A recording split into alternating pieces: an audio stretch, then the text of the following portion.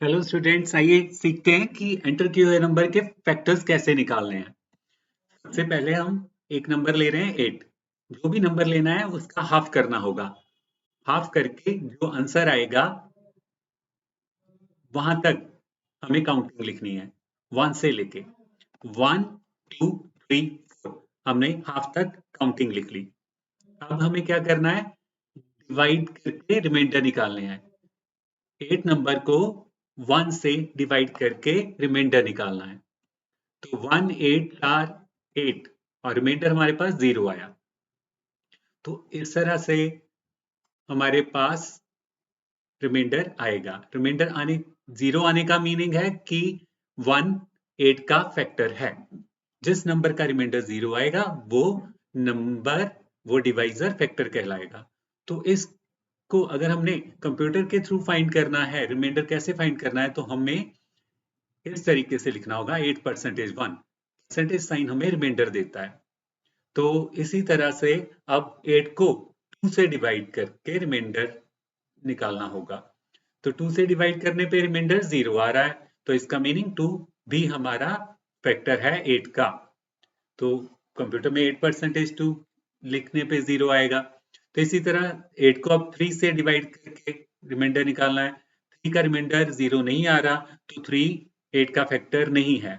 और इसी तरह अब 4 से डिवाइड करना है। 4 से डिवाइड करके देख रहे हैं हम कि रिमाइंडर 0 आ रहा है, तो 4 जो है वो हमारा फैक्टर है 8 का। तो इस तरह से फैक्टर हम निकालते हैं। तो हमने क्या सीखा कि 3 एक ऐसा डिवाइजर है जो कि रिमाइंडर 0 नहीं दे रहा। तो इस तरह से 1 2 और 4 जो हैं वो 8 के फैक्टर हैं। तो 1 2 4 आर फैक्टर्स ऑफ 8। अब हम सीखते हैं कि सी लैंग्वेज के प्रोग्राम के थ्रू कैसे फैक्टर निकालना है इस वे को यूज करके। तो सबसे पहले हम सी का बेसिक स्ट्रक्चर लिख रहे हैं। h include stdio.h conio.h void main करली ब्रैकेट के बीच में हम कमांड्स लिखेंगे फैक्टर्स फाइंड करने के लिए।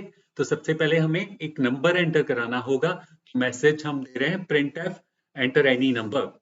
तो ये क्या करेगा, ये स्क्रीन पे मैसेज दिखाएगा।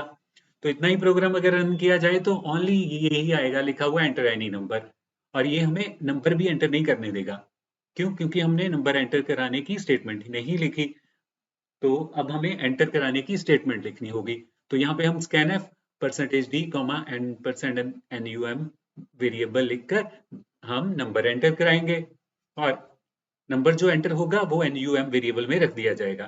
तो NUM वेरिएबल हमें डिक्लेयर भी करना होगा। इंट डाटा टाइप के साथ हम डिक्लेयर करते हैं न्यूमेरिक टाइप का वेरिएबल। तो अब इस प्रोग्राम को रन करते हैं। तो अब मैसेज लिखा आएगा एंटर एनी नंबर, और अब हम नंबर भी फिल कर सकते हैं। जैसे हम यहाँ पे 12 एंटर कर रहे हैं, तो ये 12 वैल्यू जो है वो NUM वेरिएबल में रख दी जाएगी। अब अब हमें क्या करना है, फैक्टर निकालने के लिए एंटर किए हुए नंबर का हाफ करना होगा।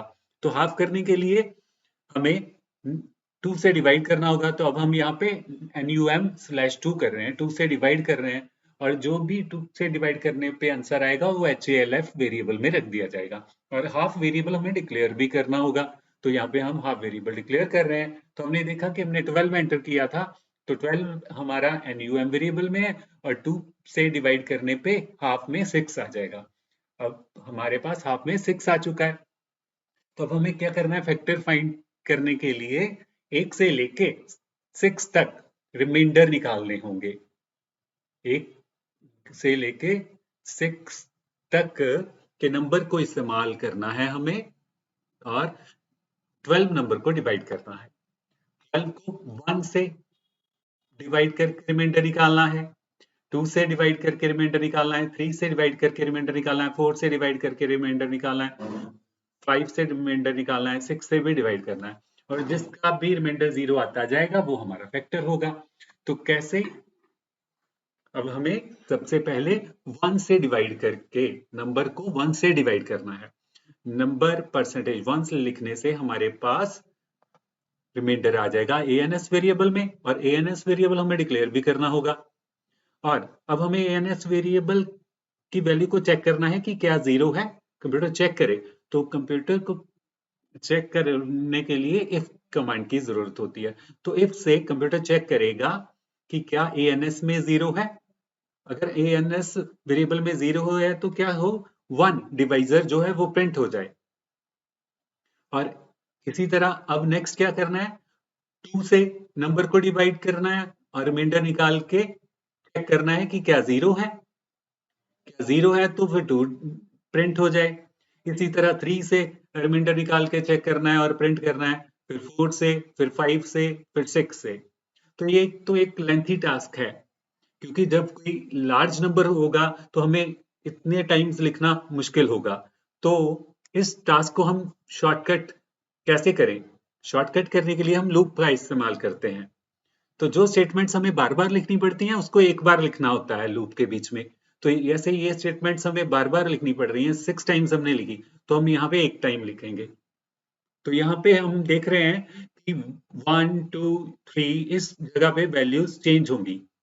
तो जिस जगह पे वैल्यूज चेंज हो रही है वहां वेरिएबल लिया जाता है। तो यहाँ पे हम आई वेरिएबल ले रहे हैं क्योंकि यहाँ पे वैल्यूज चेंज होनी है। अब हमने क्या सीखा कि जो स्टेटमेंट्स हमें बार बार लिखनी पड़ती हैं वो हम एक बार लिखेंगे, और जहां पे वैल्यू चेंज हो रही है वहां पे वेरिएबल ले लेंगे। और ये स्टेटमेंट हमें कितनी बार लिखनी पड़ती हैं, हाफ टाइम तक इस प्रोग्राम में लिखनी होंगी।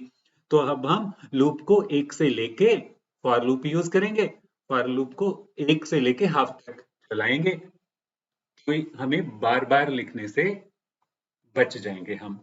तो इस तरह से ये फॉर लूप जो है वो लेंथी टास्क को शॉर्ट कर देता है। तो अब हम ये लेंथी टास्क लिखने की बजाय ये शॉर्ट लूप के जो स्टेटमेंट्स हैं वो हम लिखेंगे। तो इस तरह से हमारा प्रोग्राम जो हमें फैक्टर निकाल के देगा। और जैसे ये स्टेटमेंट्स हमने एक लाइन में लिखी हैं तो ये हम सेपरेट लाइन पे भी लिख सकते हैं इस तरह से। तो ये आप आज सीख चुके हो कि एक नंबर कैसे एंटर करना है, और एंटर करके हाफ करना है, और हाफ करने के बाद उसको उस नंबर को डिवाइड करना है 1 2 3 4 और हाफ तक, और जिनका रिमाइंडर 0 आएगा उनको प्रिंट करना है। तो आई होप कि आपको अच्छे से समझ आया होगा। तो आज के सेशन को यहीं पे एंड करते हुए मिलेंगे नेक्स्ट सेशन में नेक्स्ट topic के साथ। Till then, have a nice time and keep on watching our channel, and please subscribe our channel. So thank you. Have a nice time. Bye bye.